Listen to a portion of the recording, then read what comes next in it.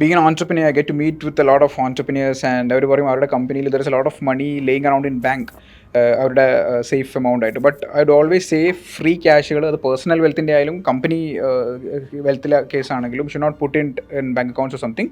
ഒരു income generating അസറ്റ്സിലേക്ക് കുറച്ച് ദിവസത്തേക്കാണെങ്കിൽ കൂടെ ആ ഫണ്ടിനെ ലിക്വിഡ് ഫണ്ടിലേക്കോ മറ്റ് ഇൻകം ജനറേറ്റിംഗ് ഇൻസ്ട്രുമെൻറ്റ്സിലേക്കോ മാറ്റുന്നതാണ് ഏറ്റവും സേഫ്.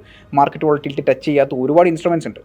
കാരണം എന്താണെന്ന് വെച്ച് കഴിഞ്ഞാൽ, the free cash which is laid around is dead money. അങ്ങനെ ഒരിക്കലും ചെയ്യരുതെന്നാണ് ഞാൻ മനസ്സിലാക്കുന്നത്. നമ്മൾ വലിയ വലിയ കമ്പനികളുടെ ഫൈനാൻഷ്യൽ സ്റ്റേറ്റ്മെൻറ്റ്സ് റീഡ് ചെയ്യുമ്പോൾ നമുക്ക് അതിൽ കാണാൻ പറ്റും ഇൻകം ഫ്രം ഇൻട്രസ്റ്റ് അല്ലെങ്കിൽ ഇൻകം ഫ്രം നോൺ ഓപ്പറേറ്റിംഗ് കാര്യങ്ങൾ.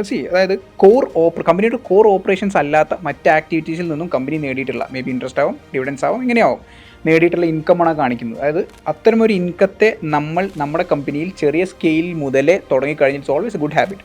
അതുകൊണ്ട് പേഴ്സണൽ വെൽത്ത് ബിൽഡ് ചെയ്യുകയാണെങ്കിൽ, ഇനി കമ്പനി പെർസ്പെക്റ്റീവ് ചിന്തിക്കുകയാണെങ്കിലും ഫ്രീ ക്യാഷിനേക്കാൾ നല്ലത് you probably go for income generating instruments.